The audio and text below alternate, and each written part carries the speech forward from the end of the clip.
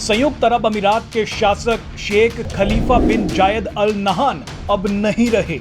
13 मई को 73 साल की उम्र में उनका निधन हो गया। शेख खलीफा के निधन पर संयुक्त अरब अमीरात में राष्ट्रीय शोक घोषित कर दिया गया। आपको बता दें कि संयुक्त अरब अमीरात में 40 दिन का राष्ट्रीय अवकाश रहेगा।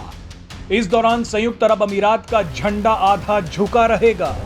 लेकिन आप ये जानकर हैरान हो जाएंगे कि इस मुस्लिम देश के शासक के निधन पर हाल ही में भारत सरकार ने भी एक बड़ा फैसला लिया था।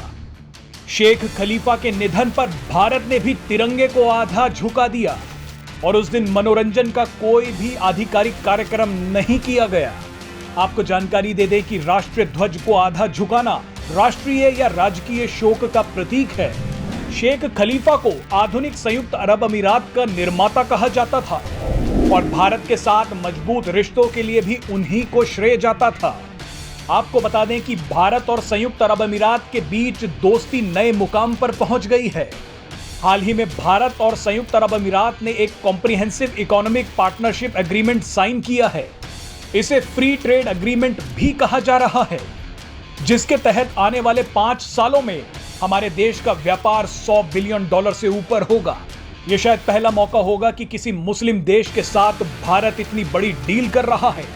आप ये जानकर हैरान हो जाएंगे कि जब भारत ने कश्मीर से आर्टिकल 370 को खत्म किया था, तब संयुक्त अरब अमीरात उन चुनिंदा देशों में था जिसने भारत का समर्थन किया था।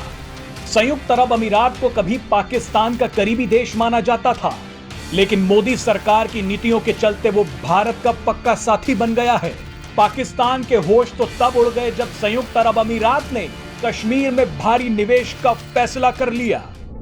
मुस्लिम देशों के सबसे बड़े संगठन OIC का सदस्य होने के बावजूद संयुक्त अरब अमीरात कश्मीर मुद्दे पर भारत का खुलकर समर्थन कर रहा है।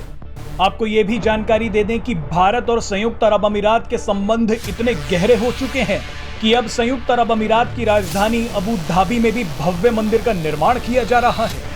900 करोड़ की लागत के इस मंदिर को 27 एकड़ में बनाया जा रहा है। बहरहाल आपको बता दें कि जिस दिन शेख खलीफा का निधन हुआ था, उस दिन प्रधानमंत्री नरेंद्र मोदी ने भी शोक जताया था। पीएम मोदी ने कहा था कि शेख खलीफा बिन जायद के निधन के बारे में जानकर मुझे गहरा दुख हुआ है। वो एक महान और दूरदर्शी नेता थे। उनके नेतृत्व में भारत और संयुक्त अरब अमीरात के बीच संबंध समृद्ध हुए थे। पीएम मोदी ने आगे लिखा कि भारत के लोगों की संवेदना संयुक्त अरब अमीरात के लोगों के साथ है। Presenting V News app available on Google Play and App Store. Download it now.